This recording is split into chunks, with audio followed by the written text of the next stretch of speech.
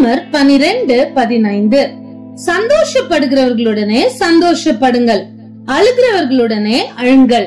மற்றவர்களுக்கு நடக்கும் அழிவை குறித்தோ அல்லது தீமையை குறித்தோ ஒரு காலம் சந்தோஷப்படுகிறவர்களாய் இராமல் சந்தோஷப்படுகிறவர்களோட சந்தோஷப்படுகிறவர்களாய், அழுகிறவர்களோட அழுகிறவர்களாய், மற்றவர்களுடைய கஷ்டங்களை பகிர்ந்து கொள்ளுகிறவர்களாய் வாழ வேண்டும் என்பதே இயேசு கிறிஸ்துவின் சீஷர்களாகிய நம்முடைய லக்காய் இருக்க வேண்டும். இயேசு கிறிஸ்துவும் அப்படிதான் மற்றவர்களுடைய அழிவை குறித்தோ அல்லது மற்றவர்களுக்கு நடக்கும் தீமையை குறித்தோ சந்தோஷப்படுகிறவராய் இல்லாமல் சந்தோஷப்படுகிறவர்களோட சந்தோஷப்பட்டு தீமையை குறித்தும் அழிவை குறித்தும் மனஸ்தாபப்படுகிறவராகவே இருந்தார்.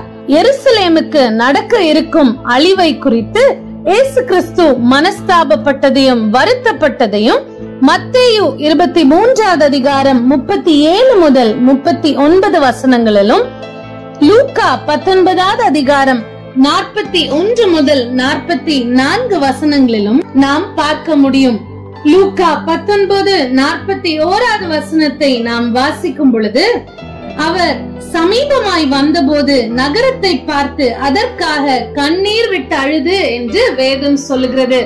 ஆம், எருசலேமுக்கு இருக்கும் அழிவை குறித்து இயேசு கிறிஸ்து மிகவும் வியாகுலப்பட்டு அழுததை வேதம் குறிப்பிடுகிறதை நாம் பார்க்கிறோம். அதே போல இயேசு கிறிஸ்துவுக்கு சிநேகிதனாய் இருந்த லாசரு மரித்த போது அவனை உயிர்ப்பிக்கிறதுக்கு முன்பதாக இயேசு கண்ணீர் விட்டார் என்பதை வேதம் குறிப்பிடுவதை நாம் பார்க்க முடியும்.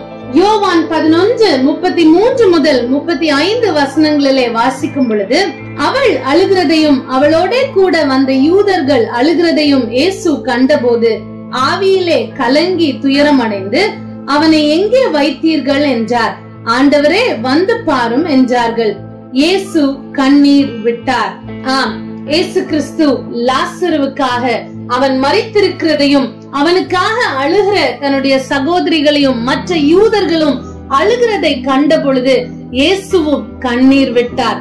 ஆம், அழுகிறவர்களோட அவரும் அழுகிறவராக இருந்தார் என்று சொல்லி இந்த சூழ்நிலையிலே நாம் பார்க்க முடியும். நம்மை சுற்றி அநேக காரியங்கள் நடக்கிறது. மற்றவர்களுக்கு ஒருவேளை அது தீமையா இருக்கலாம், அல்லது ஒரு கெட்ட செய்தியா இருக்கலாம், அல்லது ஒரு அழிவா இருக்கலாம்.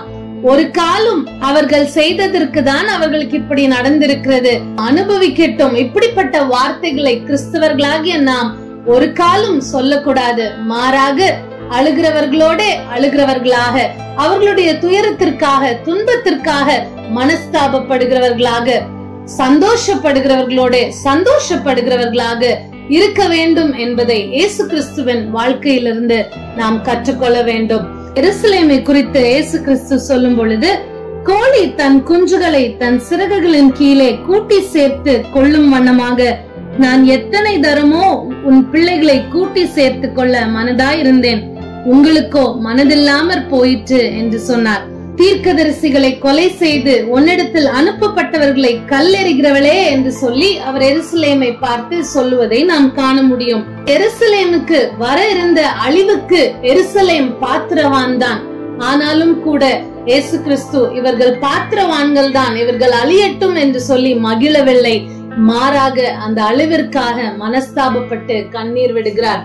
இப்படிப்பட்ட ஒரு உன்னதமான முன்மாதிரியாக இயேசு கிறிஸ்துவை பின்பற்றுகிற நாமும் கூட ஒரு காலம் அழிவை குறித்தோ அல்லது மற்றவர்களுக்கு நடக்கும் துக்கத்தை குறித்தோ சந்தோஷப்படாமல், நம்மளால் இயன்றவரை அழுகிறவர்களோடு அழுது சந்தோஷப்படுகிறவர்களோடு சந்தோஷப்படுவோமாக.